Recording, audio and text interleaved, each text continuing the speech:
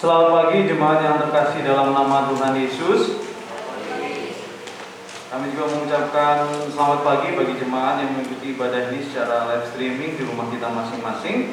Kita menyimak warta jemaat hari ini edisi 927, Minggu tanggal 18 April 2021. Pengkhotbah Bapak Pendeta Yuda Sudarno, liturgis Bapak Yohanes Sinaga, organis Ibu Yesa dan Saudara Rio, kolektor Ibu Nunung Lia Indriati dan Ibu Asmara Lihati, menyambut tim Satgas COVID-19. Kemudian yang melayani minggu depan tanggal 25 April 2021, pengkhotbah Bapak Pendeta Yuda Sudarno, liturgis Ibu Tri Sila Budi Hastuti, organis Ibu Yedis dan Saudari Iwan, kolektor Ibu Nunung Lia Indriati dan Ibu Asmara Lihati, menyambut tim Satgas COVID-19. Kami ucapkan selamat melayani bagi kita yang melayani minggu ini, juga persiapannya bagi yang melayani minggu depan. Kemudian informasi persekutuan doa dan Bible study sementara kita tunda mengingat situasi dan kondisi akhir-akhir ini. Nanti akan kita pertimbangkan kembali apabila situasi sudah kondusif dan aman, kita akan laksanakan kembali persekutuan doa dan Bible study ini.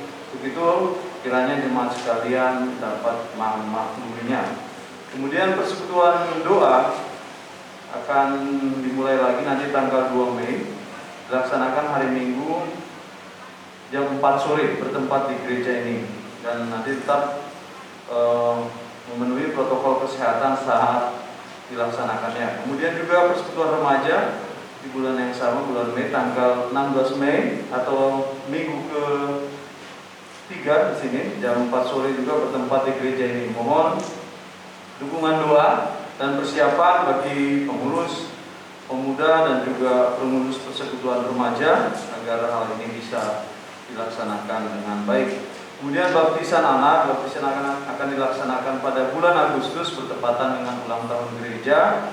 Mari kita doakan agar rencana ini juga bisa terlaksana dan nanti akan dilaksanakan mengikuti protokol kesehatan. Bagi Bapak Ibu yang ingin membaptiskan anak nanti menjelang dilaksanakan bisa mendaftarkan kepada pengurus dengan mengambil formulir pendaftaran. Kemudian berita sukacita kelahiran lahir putra kedua dari Bapak Anton Parelayu dan Ibu Mukti pada tanggal 8 April 2021. Kita doakan kesehatan ibu dan juga pertumbuhan anaknya. Kemudian himbauan untuk kita tetap mengikuti protokol kesehatan apabila kita keluar rumah, terlebih untuk mengikuti ibadah di gereja ini. Kita tidak lupa menggunakan masker dan selama ibadah harap masker dipakai. Dan juga ada himbauan dari pengurus GPCR, setiap kita memasuki wilayah kompleks GPCR ini, bagi kita yang membawa mobil atau roda 4, harap kacanya dibuka agar petugas keamanan bisa melihat kita atau mengenali kita. Kemudian bagi kita yang memakai sepeda motor, agar kaca helmnya dibuka, sama agar kita juga bisa dilihat, petugas keamanan bisa memperhatikan kita.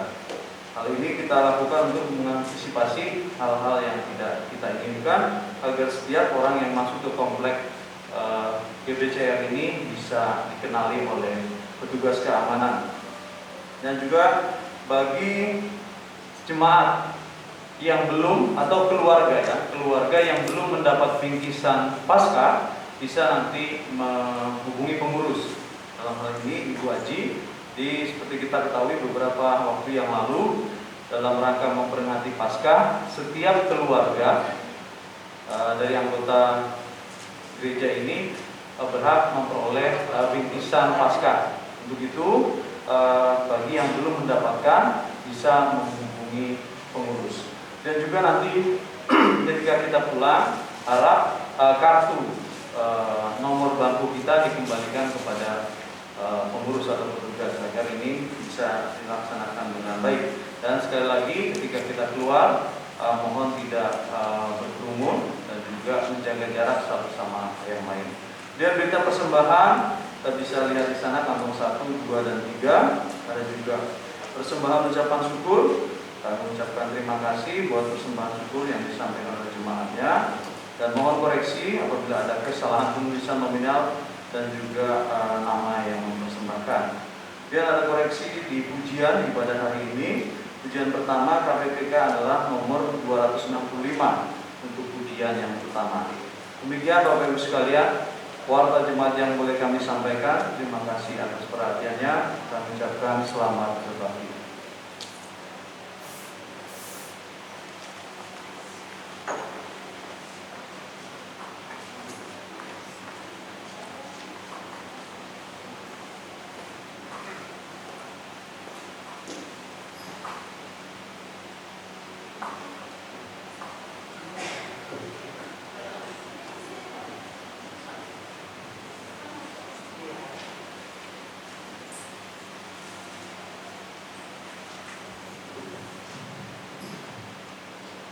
Selamat pagi Bapak Ibu yang terkasih dalam nama Tuhan Yesus Kristus. Salam. Ibadah akan segera kita mulai. Kita masuk ke saat dulu.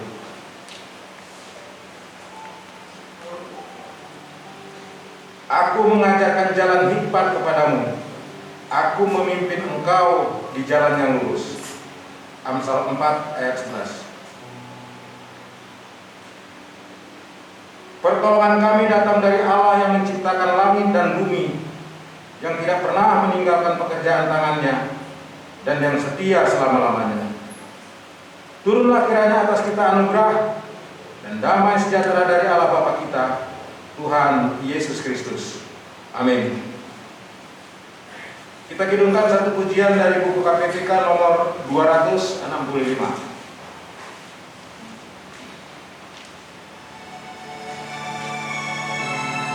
Oh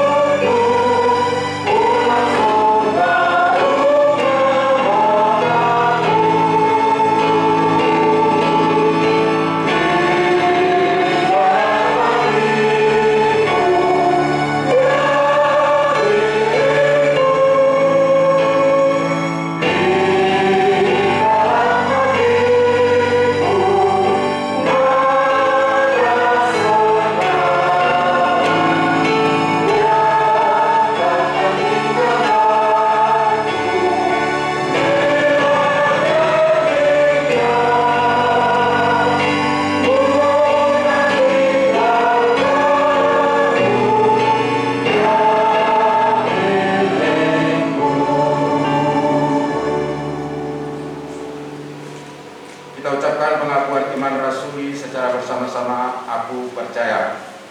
Aku percaya kepada Allah, Bapa yang Maha Kuasa, dari langit dan bumi, dan kepada Yesus Kristus, Anaknya yang tunggal Tuhan kita, yang dikandung daripada Roh Kudus, lahir dari anak darah Maria, yang menderita sengsara, di bawah pemerintahan Pontius Pilatus, disalibkan, mati dan dikuburkan, turun ke dalam kerajaan maut, pada hari yang ketiga, bangkit pula dari antara mati, naik ke surga, duduk di sebelah kanan Allah, Bapa yang Maha Kuasa, dan akan datang ke sana untuk menghakimi orang yang hidup dan yang mati. Aku percaya pada Roh Kudus, gereja yang kudus dan am, persekutuan orang kudus, pengampunan dosa, kebangkitan daging, dan hidup yang kekal. Amin. Kita bersatu dalam doa. Allah Bapa, Tuhan milik kami Yesus Kristus, terima kasih untuk pagi yang indah yang Engkau karuniakan kepada kami hari ini.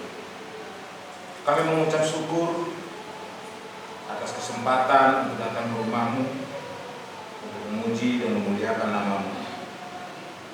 Kami bersyukur atas segala berkat yang telah Tuhan curahkan kepada kami hari demi hari. Baik berkat kesehatan, berkat keselamatan, dan juga berkat-berkat lain yang kami terima dalam kehidupan kami, Bapa. Bapa di surga, kami mau naikkan doa kami untuk semua jemaat di gereja ini. Begitu juga yang saat ini sedang beribadah di rumah mereka masing-masing. Biarlah Roh Kudus-Mu menyertai dalam ibadah kami. Pimpin kami Tuhan, dan berikan hikmat agar ibadah kami ini berkenan di hadapan-Mu, Bapa. Allah Bapa Tuhan Yesus Kristus, kami naikkan doa kami untuk negara dan segenap pemimpin di negara ini, dari yang tertinggi sampai yang terendah. Urapi para pemimpin kami Tuhan, agar mereka dapat menjalankan tugas yang sudah diberikan kepada mereka dengan sebaik-baiknya. Begitu juga buat para pemimpin dan pemilik perusahaan di mana tempat kami bekerja. Tuhan memberkati mereka. Begitu juga Tuhan memberkati para keluarganya.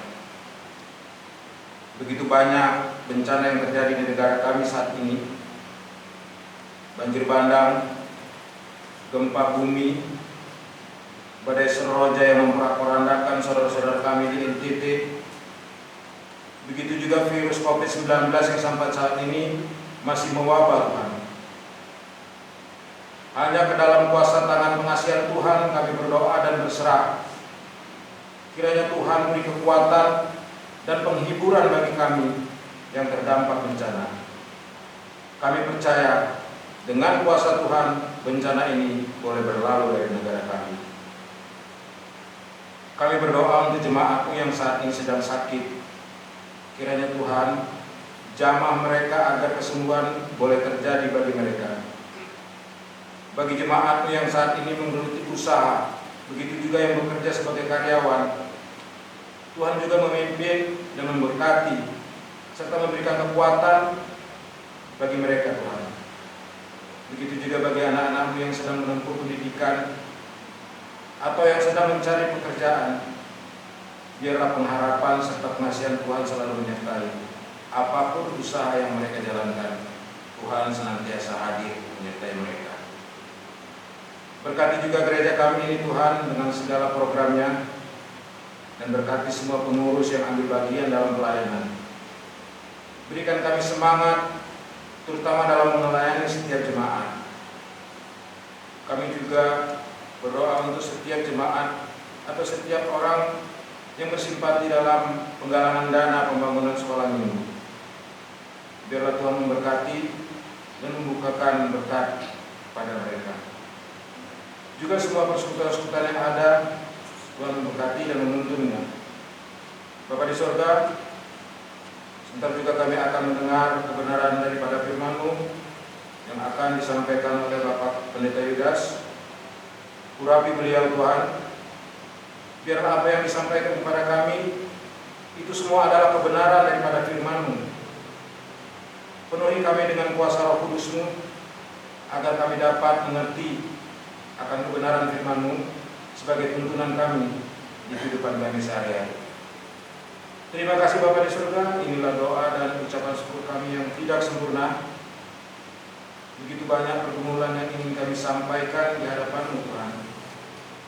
Tapi kami yakin dan percaya kasih karunia dari Bapa selalu menyertai dan memberkati kami. Terima kasih Bapa. Ampuni dosa dan kesalahan kami, baik yang kami sengaja atau yang tidak kami sengaja.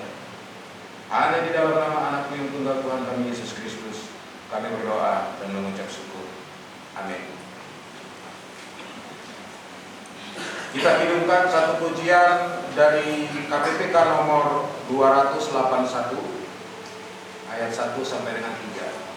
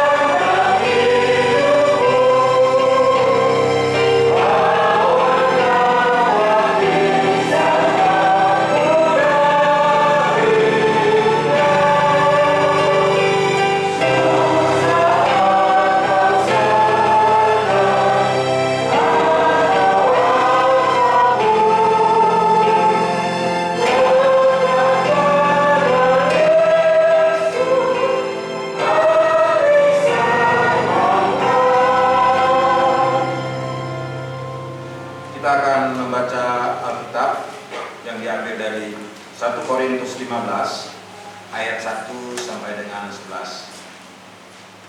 1 Korintus 15 ayat 1 sampai dengan 11. Kebangkitan Kristus. Dan sekarang saudara-saudara, aku mau mengingatkan kamu kepada Injil yang aku beritakan kepadamu dan yang kamu terima, dan yang di dalamnya kamu teguh berdiri. Oleh Injil itu kamu diselamatkan, asal kamu teguh berpegang kepadanya, seperti yang telah kuberitakan kepadamu, kecuali kalau kamu telah sia-sia saja menjadi percaya. Sebab yang sangat penting telah kusampaikan kepadamu, yaitu apa yang telah kuterima sendiri, ialah bahwa Kristus telah mati karena dosa-dosa kita sesuai dengan kitab suci, bahwa Ia telah dikuburkan, dan bahwa Ia telah dibangkitkan pada hari yang ketiga sesuai dengan kitab suci, bahwa Ia telah menampakkan diri kepada Kefas dan kemudian kepada ke-12 muridnya. Sesudah itu Ia menampakkan diri kepada lebih dari 500 saudara-saudara sekaligus. Kebanyakan dari mereka masih hidup sampai sekarang, tapi beberapa di antara mereka telah meninggal. Selanjutnya Ia menampakkan diri kepada Yakobus, kemudian kepada semua rasul. Dan paling akhir dari semuanya, Ia menampakkan diri juga kepadaku, sama seperti kepada anak yang lahir sebelum waktunya. Karena aku adalah yang paling hina dari semua rasul, bahkan tidak layak disebut rasul, sebab aku telah menganiaya jemaat Allah. Tetapi karena kasih karunia Allah, aku adalah sebagaimana aku ada sekarang. Dan kasih karunia yang dianugerahkannya kepadaku tidak sia-sia. Sebaliknya, aku telah bekerja lebih keras daripada mereka semua. Tetapi bukannya aku, melainkan kasih karunia Allah yang menyertai aku. Sebab itu, baik aku maupun mereka, demikianlah kami mengajar, dan demikianlah kamu menjadi percaya. Demikian firman Tuhan, kita sambut dengan hormat diri.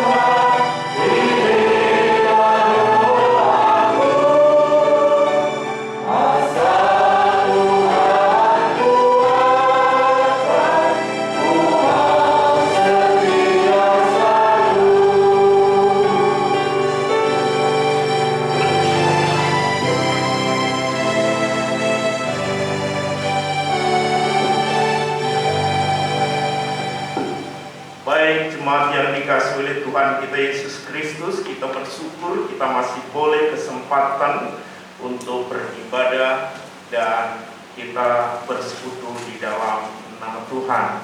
Kita berdoa sekali lagi. Tuhan Yesus, kami mensyukuri anugerah dan berkat-Mu sehingga kesempatan demi kesempatan tetap Engkau berikan kepada kami, dan kami boleh berjumpa dengan Allah secara khusus di dalam rumah ibadah ini. Dan perjumpaan inilah di mana Tuhan akan menguatkan dan memberi harapan kepada kami. Terimalah kehadiran kami bersama Bapa dan berbicara kepada kami lewat sabda ini. Di dalam nama Tuhan Yesus kami berdoa. Amin.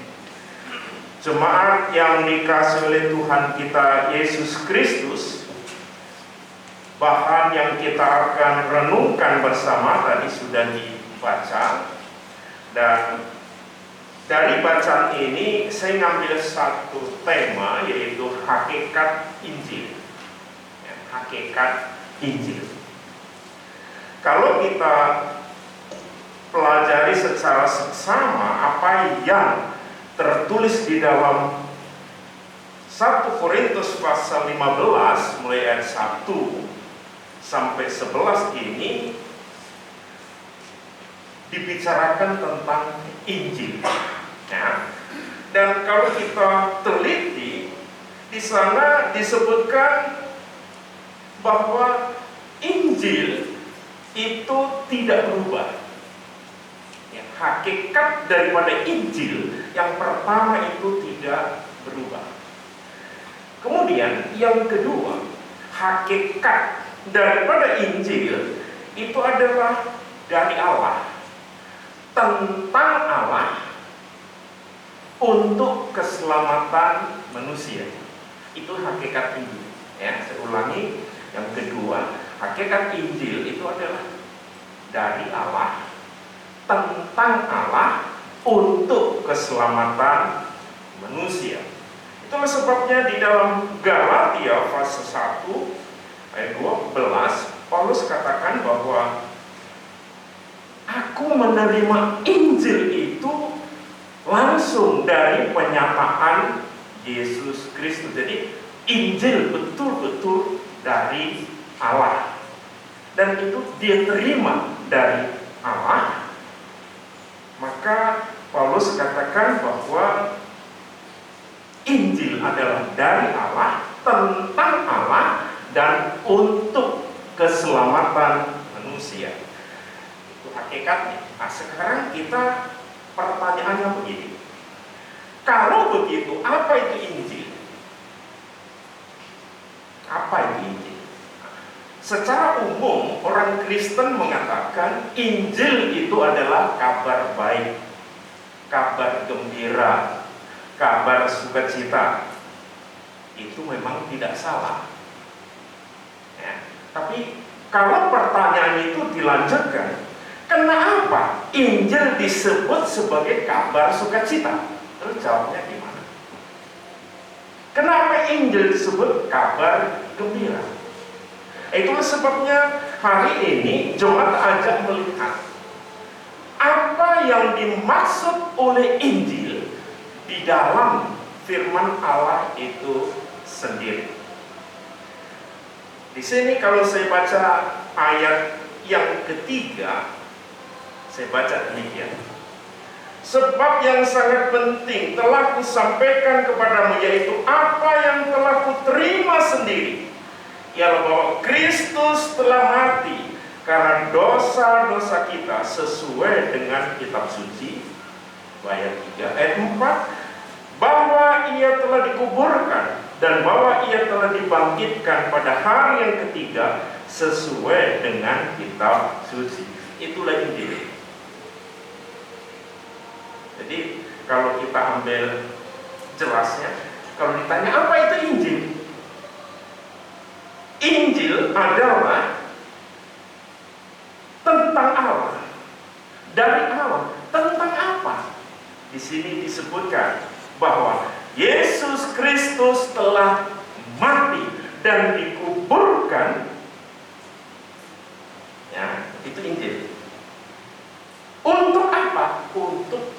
dosa-dosa kita.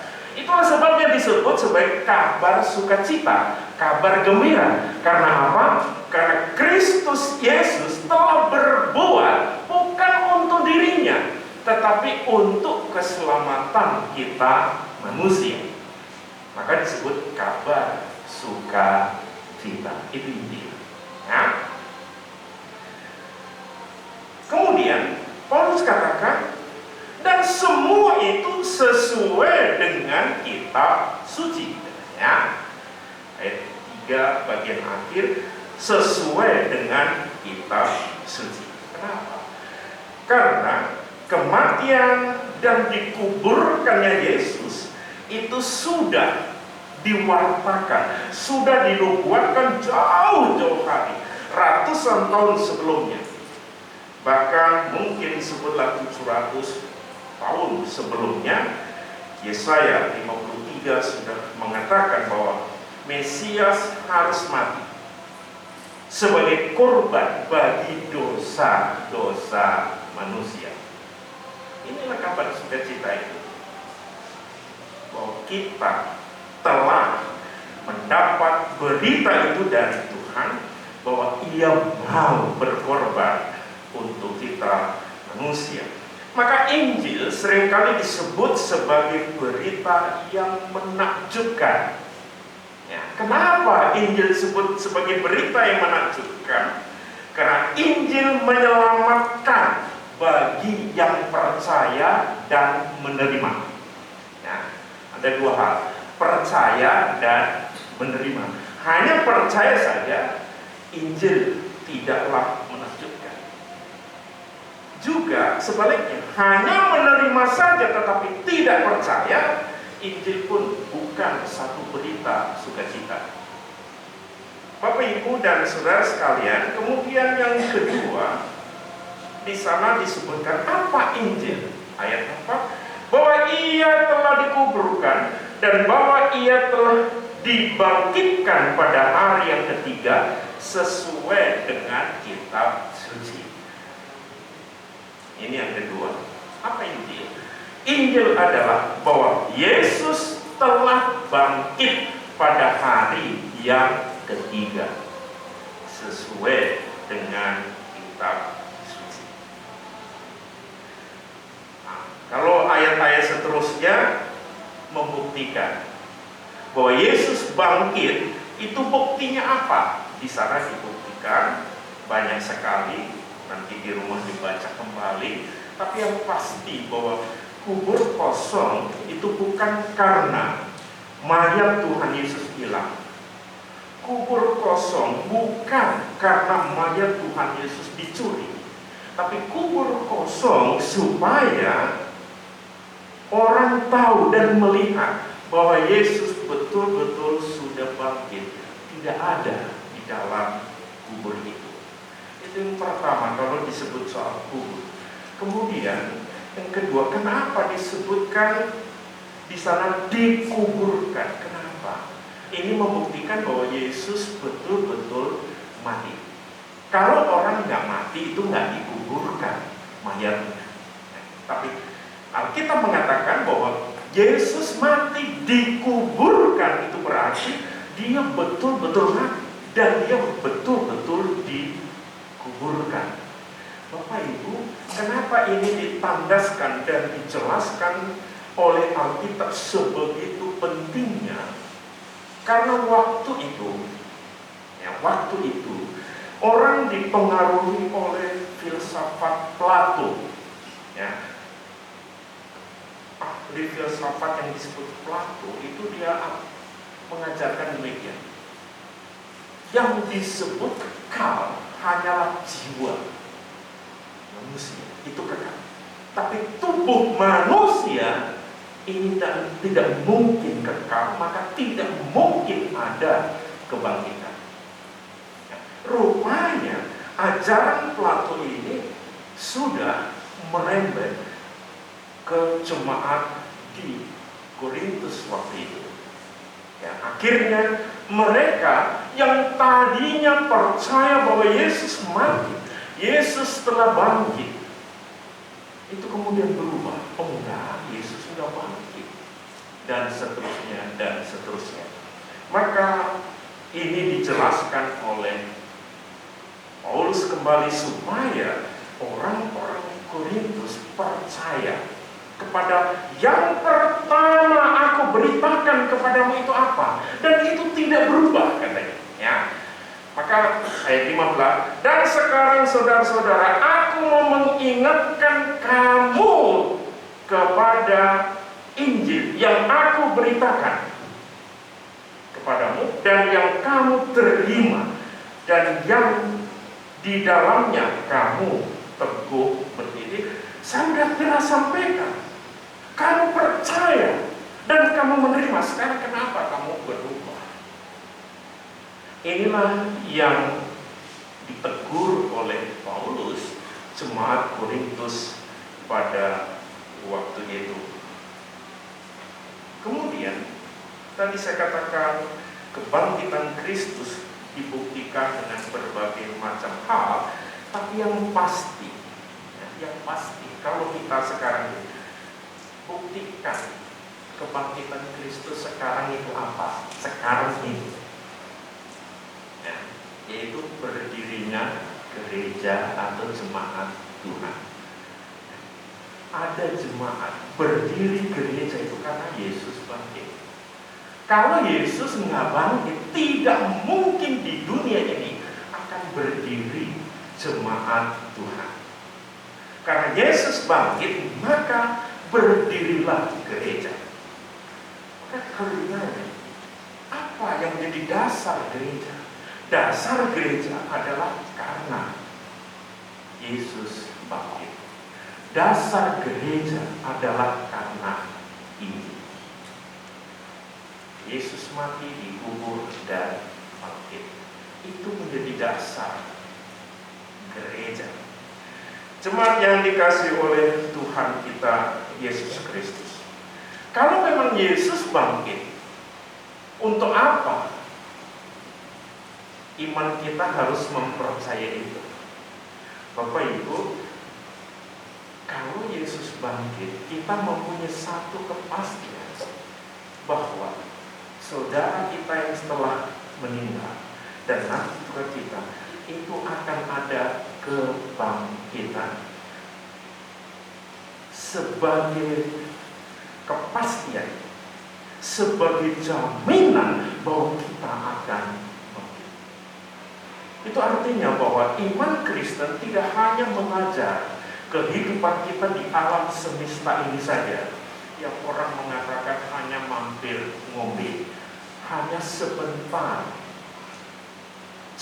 tapi mungkin. Karena itu menentukan kekekalan kita di masa depan. Dan yang penting, yang sedikit ini adalah didasarkan percaya apa tidak kita akan kebangkitan Kristus.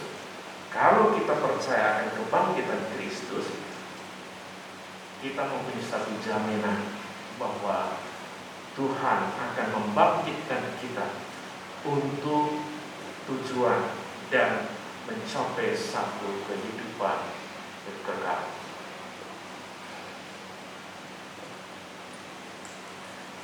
Kemudian kalau kita perhatikan di sini, Injil yang dari Allah tentang Allah diberikan kepada manusia, Paulus memakai satu istilah yang sangat enak didengar, ya, ayat 10. Tetapi karena kasih karunia Allah. Jadi Paulus katakan, Injil yang diberikan Allah kepada manusia itu adalah kasih karunia Allah. Nah, kalau kita lihat kasih karunia itu apa sih artinya? Kasih karunia itu adalah perbuatan Allah kepada manusia yang pada sebenarnya, ya, manusia tidak layak untuk menerimanya, tetapi Allah tetap memberikan karena kasihnya. Itulah yang disebut dengan kasih karunia. Nah, di sini artinya adalah begini: manusia Sebelum Allah bertindak memberikan kasih karunia yaitu Injil, manusia itu mestinya mati karena dosa, dihukum karena dosa. Tetapi dengan kemenangan Kristus, manusia mendapat pengampunan. Kita ini mendapat pengampunan dosa-dosa kita. Ini adalah merupakan satu kasih karunia, bukan usaha kita. Yang pertama. Yang kedua, manusia itu mestinya mati karena dosa. Tapi karena kasih karunia Allah, karena Injil yang datang dari Allah, maka manusia mendapat hidup. Itu yang kedua. Yang ketiga, manusia yang mestinya karena dosa mengalami satu kematian kekal, tapi dirubah oleh Allah karena kasih karunia-Nya, sehingga kita mendapatkan hidup yang kekal. Maka Paulus katakan itu adalah kasih karunia. Kemudian seterusnya di sana dibicarakan supaya kasih karunia itu bisa kita rasakan dan kita nikmati. Caranya bagaimana? Di awal tadi sudah saya singgung sedikit, yaitu pertama di sana supaya kita teguh berpegang pada Injil Yesus Kristus. Itu yang pertama, teguh berpegang. Teguh berpegang itu berarti tidak ada tempat di mana kita merasa tidak percaya lagi. Contohnya begini, banyak orang yang ketika sekolah minggu, remaja, percayanya sama Tuhan luar biasa. Tapi ketika sudah mulai menjadi pemuda, mendapat pacar, mendapat istri, mulai loyo imannya kepada Tuhan. Itu berarti mereka tidak berpegang teguh kepada kasih karunia, kepada Injil. Di sini diingatkan hati-hati terhadap hal itu. Nah, karena kalau kita sampai loyo dan iman kita menjadi iman yang tidak stabil, kita tidak mungkin akan bisa mendapat kasih karunia dari Tuhan itu. Ini harus kita perhatikan dan pegang teguh Injil yang Tuhan itu. Karena Injil tadi hanya satu dan tidak berubah. Injil tidak mungkin akan bicara tentang orang lain. Injil tidak akan bicara tentang Allah yang lain kecuali Yesus Kristus. Kita pegang. Kalau ada ajaran lain yang sepertinya baik, memberi harapan kepada kita, tapi bukan tentang Yesus yang telah berkorban untuk kita, ajaran itu memang baik, tapi kita mesti harus waspada. Betul atau tidak? Itu yang pertama. Yang kedua, supaya kasih karunia itu bisa tetap kita rasakan, Paulus memberi satu contoh. Karena aku adalah yang paling hina dari semua rasul. Paulus menyadari dirinya itu siapa gitu. Orang akan merasakan ada kasih karunia Allah kalau orang itu menyadari dirinya itu siapa, sebenarnya dirinya itu siapa. Paulus katakan, aku orang yang paling hina, aku orang paling berdosa, aku mestinya dihukum. Tapi karena dia menyadari siapa dirinya itu sendiri, akhirnya apa? Paulus bisa menghargai setinggi-tingginya kasih karunia Allah.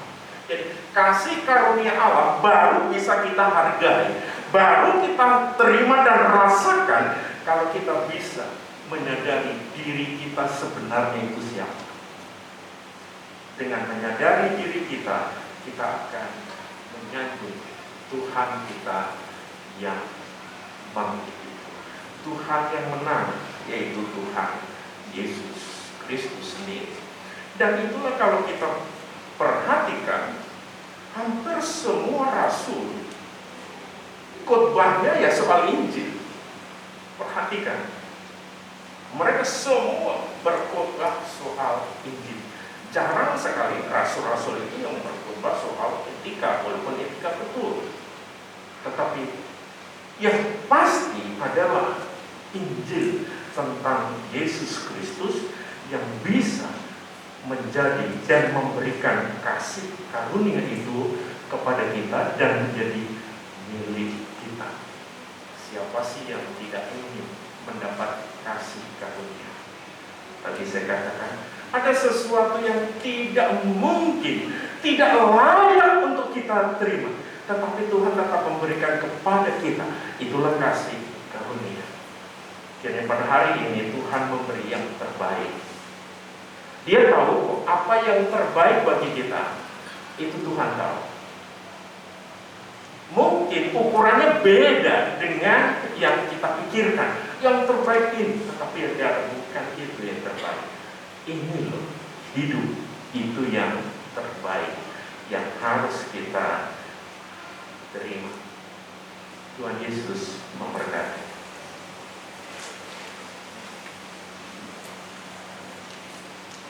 Kita berdoa. Terima kasih Bapa. Meskipun kami sudah berpuluh-puluh tahun menjadi orang Kristen, pagi ini tetap kami rindu bicara soal Injil. Biar kami tahu Injil yang benar adalah Injil tentang Yesus Kristus yang telah mati, dikuburkan, bangkit pada hari ketiga. Bahkan Tuhan naik ke surga sebagai jaminan bagi kami semua bahwa kami akan bersama dengan Kristus. Terima kasih Bapa. Biarlah kasih karunia yang Engkau berikan boleh kami nikmati ketika kami masih ada di alam semesta ini, sampai kami menikmati hidup kekal bersama Tuhan. Kuatkan kami semua, kuatkan keluarga kami masing-masing, keluarga seluruh jemaat, bangsa dan negara kami, supaya bisa melewati kematian-kematian karena virus. Bapa dalam surga, harapan demi harapan hanya kami minta di dalam nama Tuhan Yesus. Amin. Kita akan akhiri ibadah ini dengan memuji Tuhan nomor 277.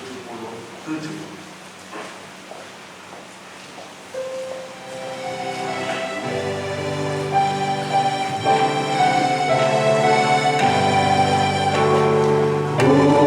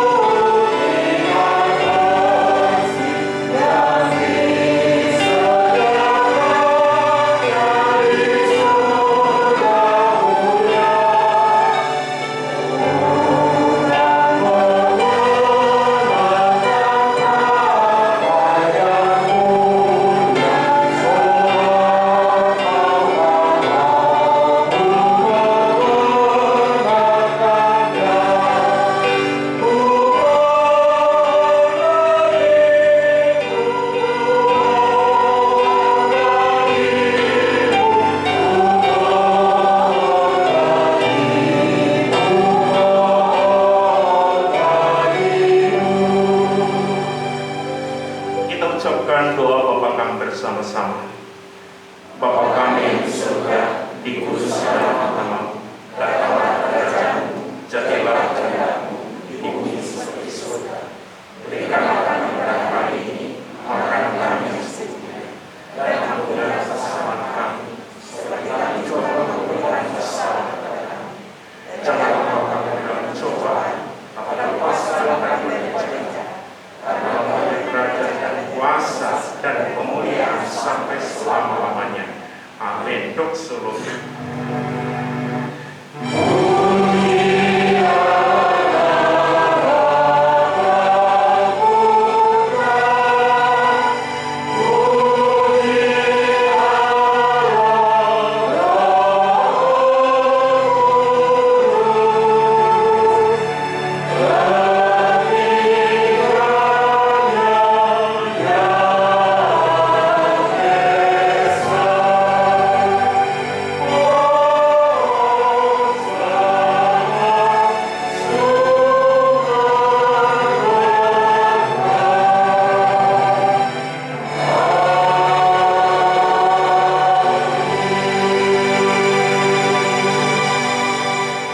Jemaat, mari kita pulang, kita mempercayai sabda Allah, kita menerima Injilnya, dan jangan sampai kita sia-siakan di dalam hidup ini, supaya kasih karunia terus mengalir kepada kita sejak hari ini.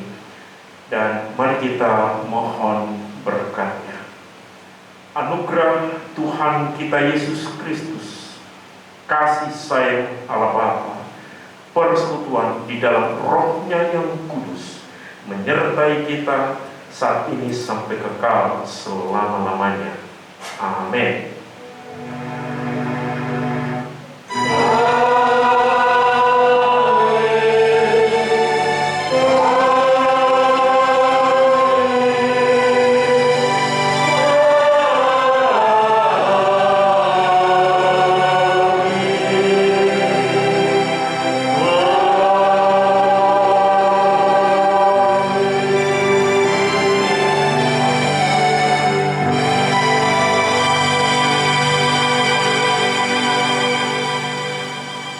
Amin. Selamat hari Minggu, Tuhan Yesus memberkati.